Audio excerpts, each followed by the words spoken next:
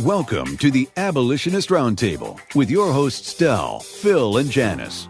Come on in and take a seat. You're invited to join the round table. Call 734-822-1600 to get into the conversation.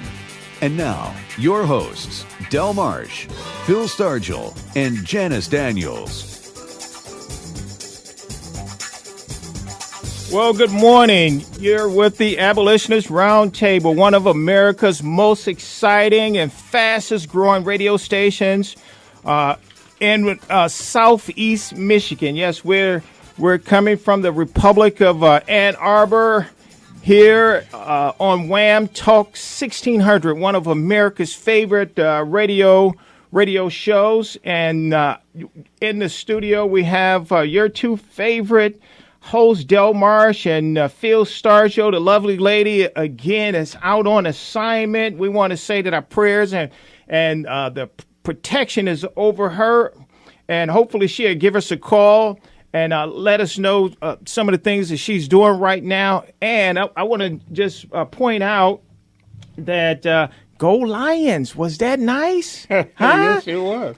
Was that nice, Derek? Did you enjoy that? The Lions gave us a W for Thanksgiving. Yes. So if we can get a win today over the dreaded Buckeyes, and predicted by Derek. Well, let me just say that's a big game, too. Yeah, that is a big game. You're right. Derek predicted Ohio State, 31-14? What's your prediction? 31-17. What was it? What is it, Derek? 31-17. 31-17. Okay. I'm hoping that you're correct. I believe that's the correct. Yeah. And that's a tough game too. Yes, it is. That's always a tough game. Yeah. But anyway, I want to just say the Lions. Thank you. Yes, you gave us a nice Thanksgiving game. I mean, matter of fact, I was at the game myself personally. Me and my son. I was about 28 rows from the field. Yeah. I got some excellent seats, and it was a very, very exciting game. Now everybody high-fiving and excited the first half. That second half, they just say, long as we can keep this momentum, as a rule, that second half things have changed, but they kept that momentum the second half, and they got kind of relaxed towards the end. That's the only reason the Eagles got another touchdown. Yeah. They didn't even have to get that touchdown. Yeah. There was another lady that kind of ran out on the field. I didn't see. I was trying to figure out what kind of sign she was holding. Matter of fact, I seen her walk down the steps, and she walked right past me. I was like, I remember that lady walking past me. And so I guess she was, promoting don't eat no turkey, be a vegetarian. Oh, boy. So, but I tell you what, I ate some of that old bird, man, and he was good. Man, absolutely, he was. I put a hurting on some bird over the weekend because I love turkey. You love some turkey. Yes, I do. But I just want to say that if you'd like to join the conversation, give us a call at 734-822-1600. I brought in a number of things with me this morning. This is a post-Black Friday the Abolitionist Round Table is having. We having a post-Black Friday giveaway. Instead of, you don't have to buy anything at all from us, but we're going to give you something. And we're going to give it to all first-time callers. So if you're a first-time caller, at the end of whatever you want to say, but if you like to say, why are you so thankful for America? I'm thankful for America. Even though we're in the midst of a lot of chaos right now, a lot that's going on, I mean, I can't wait till next year, 2016. The fight is right now. And we can see that in the streets right now that the progressives are pushing their people out on the street. This is how they're going to try to build momentum towards next year. But so we need to get in the fight right now. And you're saying, well, I don't want to get, I got some other things. I'm too old. Well, there's another way that you can help us in the fight. You can go to our website at artofmichigan.com and there's a donut where you can make a donation. So if you'd like to give a financial gift to help us continue on this show, you can.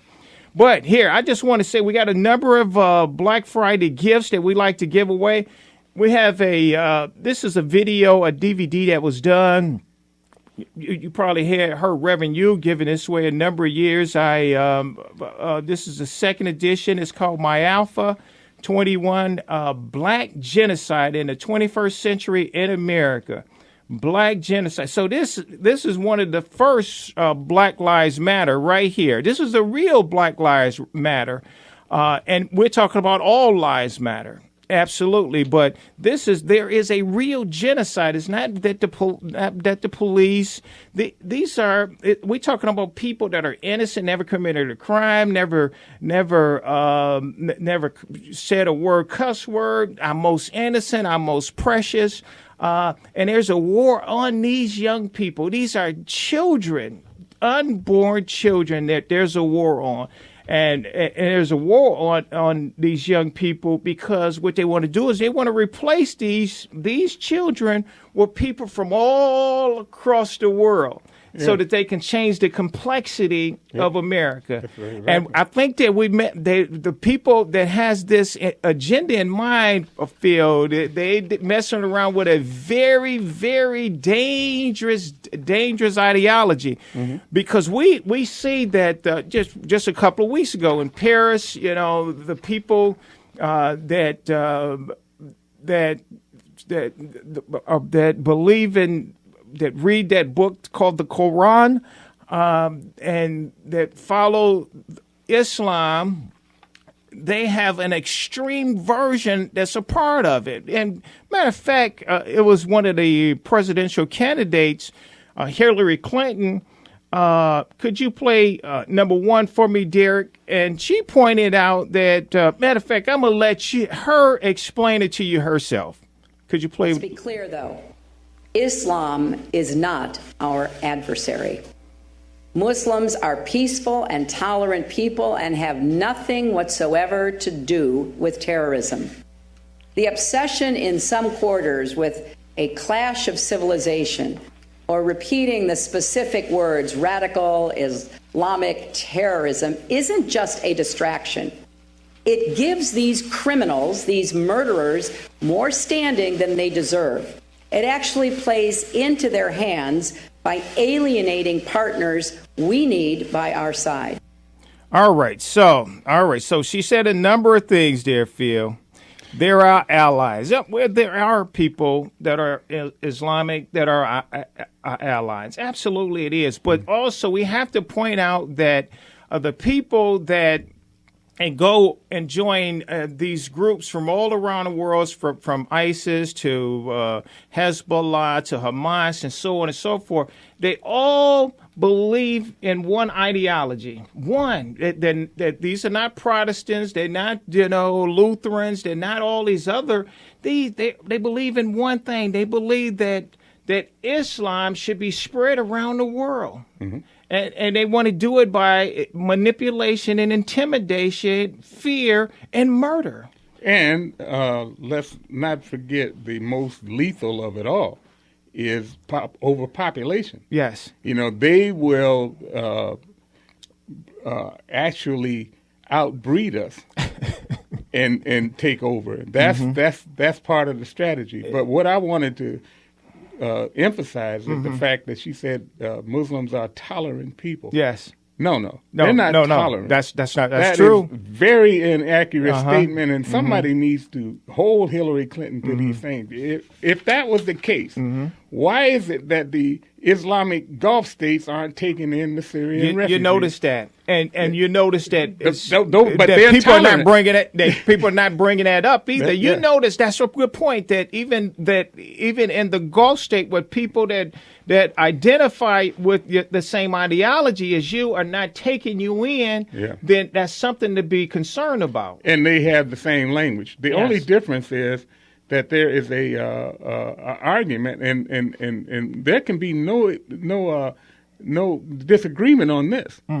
The Sunnis and the Shias are at war. They are at war. And so she said again, we are there. They are our allies. Yeah. Well, if we're not at war with them, you're right. And she didn't describe who it is. Is it the Shia? Is it the Kurds? Yeah. Is it the Sunnis? That's right. Absolutely. And so, they have to. But they are at war with each other. We know this. Mm-hmm. They've been at war with each other for thousands of years. That's right. But now, whose side are we on? Yes. And whose side is the president on? Because the people of this country have said to you, they have asked that question. They are not on the side of this, bringing in these Syrians, or bringing in a whole lot of immigrants, into this country. So whose side is the president on? And that's a very good question, because here, let me, I'm going to have to give because give me a he's few minutes. insisting that he's going to continue to bring in these refugees. Well, that's a good point. And this is from The Hill. This is November 26th. It says Obama warned states that they cannot refuse Syrian refugees. And he said that there's going to be serious consequences. The Obama administration has warned states that they cannot refuse to accept refugees fleeing war-torn Syria, saying that states will be subjected to penalties. Yeah. Okay, so all states are saying is right now, let's just kind of pull back for a minute. Let's we have a number of things going on. We just had Paris 2 weeks ago. Let's just take a pause right now on all the people coming in, because in the midst of the Syrians, the so-called Syrians that's coming in and as refugees, there are also other people that are involved in this too, because we've seen a number of people that are. We've seen that there's a number of people that's coming across the border with them. Now, in the midst, they have refugees coming over, but then there's other people that's still running over the border every day. Yeah. And we don't know who they are. Absolutely. So all states are saying, let's just take a pause right now in the midst of this so we can have some time to get to, they have to prepare for this.